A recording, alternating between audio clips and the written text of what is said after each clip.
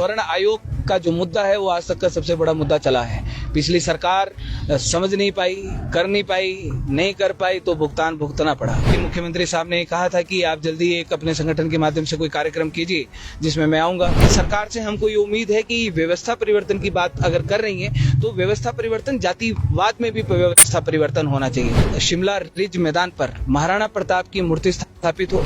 पूरा प्रदेश जानता है कि लगातार हम लोग अपने स्वर्ण समाज की मांगों को लेकर लगातार सक्रिय हैं और संघर्ष हम लोग कर रहे हैं। जिस प्रकार से अभी कुछ दिनों पहले प्रदेश की सरकार ने एक सामान्य वर्ग की वर्दियों को लेकर फैसला लिया था, उसके बाद प्रदेश के मुख्यमंत्री साहब सरकार से बात हुई, उसके बाद उन्होंने वो फैसले को वापस लिया है और सरकार ने चाहे अपना आत्म मंथन करके और सही और गलत की परख करके अब वो फैसला बदला है। तो उसके लिए हम प्रदेश के मुख्यमंत्री साहब और सरकार का धन्यवाद करना चाहते हैं कि कम से कम इन्होंने सोचा और उसके लिए आज हम लोग धन्यवाद करने आए हैं। साथ ही स्वर्ण आयोग का जो मुद्दा है वो आज तक का सबसे बड़ा मुद्दा चला है। पिछली सरकार समझ नहीं पाई, कर नहीं पाई, नहीं कर पाई तो भुगतान भुगतना पड़ा। आज हम लोग दोबारा से एक बार आए हैं। अभी हम पीटरहॉफ में मिले थे प्रदेश के मुख्यमंत्री साहब से, तो हमने स्वर्ण आयोग के लिए बात की थी। तो प्रदेश के मुख्यमंत्री साहब ने कहा था कि आप जल्दी एक अपने संगठन के माध्यम से कोई कार्यक्रम कीजिए जिसमें मैं आऊँगा और उसमें जो भी स्वर्ण समाज की जो समस्याएं हैं उनका समाधान करूँगा। तो पहली बात कि स्वर्ण आयोग के लिए जो पूरा का पूरा प्रारूप है किस प्रकार से हमने प्रदेश के मुख्यमंत्री साहब से एक बात और करी कि हिमाचल प्रदेश में राजपूत कल्याण बोर्ड और ब्राह्मण कल्याण बोर्ड ऑलरेडी बना है। आप उस राजपूत कल्याण बोर्ड और ब्राह्मण कल्याण बोर्ड को मर्ज करें और मर्ज करके उसको आप कमीशन का रूप दें, उसको फंक्शनल करें। जो भी कमीशन के लिए आप मिनिमम बजट आप प्रोवाइड कर सकते हैं। दूसरा कि प्रदेश में जो आयोग है वो किस प्रकार से चलेगा, ऑफिस कहाँ होगा, उसका चेयरमैन आपकी सरकार में कौन होगा, आईएएस होगा, एचएस होगा, कौन होगा, वो सारी की सारी चीजों को किस प्रकार से फंक्शनल किया जाएगा और सारा का सारा प्रारूप आज हम प्रदेश के मुख्यमंत्री साहब को सौंप रहे हैं। किस प्रकार से वो काम करेगा वो भी हम प्रदेश के मुख्यमंत्री साहब को आज हम लोग ये पूरी की पूरी फाइल हम लोग सौंप रहे हैं। इसमें आप देखेंगे कि दूसरा कि एक जो स्वर्ण महासम्मेलन प्रदेश के मुख्यमंत्री साहब ने कहा था कि आप अपने संगठन की तरफ से कीजिए, उसके लिए 9 मई की तिथि आज हम लोग प्रदेश के मुख्यमंत्री साहब से लेंगे और उसके साथ साथ ये पूरा का पूरा प्रारूप हम लोग दे रहे हैं। सबसे बड़ी बात कि एचएएस, नीट, यूपीएससी के एग्जामिनेशन फीस का भी जब मामला आया तो जनरल कैटेगरी के लिए 2500 रुपए फीस रखा एचपीयू ने और जो अदर कम्युनिटी है अदर कैटेगरी के लिए 0 रुपए रखा और साथ में उनको अदर रिलैक्सेशन दिया।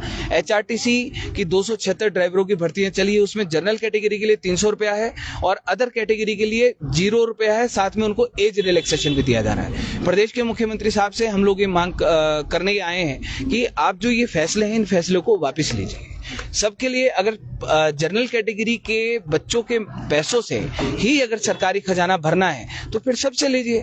फिर अगर मान लीजिए 100 पोस्टों के लिए अगर कोई अप्लाई करेगा तो कम से कम 30-40 हजार बच्चा अप्लाई करता है, तो आप 10-15 हजार बच्चों से फीस क्यों ले रहे हैं? आप सबसे लीजिए, एक बराबर लीजिए, सरकार को भी पैसा आएगा, सरकार का उससे आगे काम भी चलेगा। तो जो ये फैसले हैं या तो आप किसी से मत लीजिए या आप सबसे एक बराबर लीजिए। एचआरटीसी की बात आती है, एचआरटीसी के ड्राइवरों की जहां पर बात आती है, अगर वो सारे के सारे एक ही तो उनकी चाहे आर्थिक स्थिति है चाहे उनकी पारिवारिक स्थिति है वो एक बराबर ही तो होंगी ना, चाहे वो एससी है चाहे वो जनरल है। तो आप एक तरफ 300 रुपया ले रहे हैं, दूसरी तरफ आप एक एज में 5 साल का रिलैक्सेशन भी दे रहे हैं। तो ये सारे के सारे फैसले वापस होने चाहिए।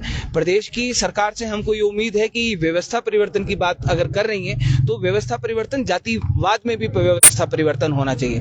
आप एक इक्वलिटी के आधार पे आप सबको एक समान फीस लीजिए, एक समान उम्र सीमा रखिए, एक समान रिलैक्सेशन दीजिए, ताकि ये जो जातिवाद का जो जहर घुला है और पिछली सरकारों ने उसको बढ़ावा देने में अपनी अहम भूमिका अदा करी है। तो प्रदेश की सरकार जो कांग्रेस की सरकार है, हम उनसे ये निवेदन करते हैं कि आप वो गलतियां ना करें बिल्कुल भी। और आज हम लोग आए हैं आपको आदर सम्मान देने के लिए। प्रदेश के मुख्यमंत्री को तलवार भेंट करेंगे, साथ में शस्त्र और शास्त्र भागवत गीता हम लोग भेंट करेंगे।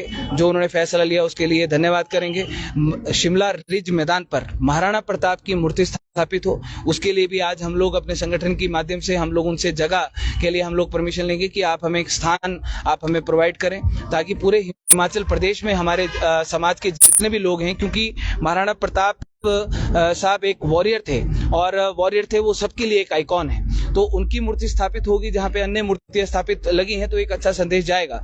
उसके साथ साथ हमारे संगठन के एक सपोर्टर है उपेंद्र राणा फ्रॉम हरियाणा, तो वो पिछले 2 महीनों से वो भोपाल जेल में बंद है। वहां की प्रदेश की सरकार ने पॉलिटिकली इच्छा के चलते आज हमारे भाई को लगातार 2 महीने से अंदर रखा है और एक के बाद एक एफआईआर उनके ऊपर की है। प्रदेश के मुख्यमंत्री साहब से हमें निवेदन करेंगे कि वो क्या सहयोग इसमें कर सकते हैं और किस प्रकार से जो मध्य प्रदेश की सरकार है, शिवराज मुख्यमंत्री हैं, उनको वो अपनी तरफ से एक वो करें कि हमारे भाई को वहां से छोड़ा जाए। रूमी जी,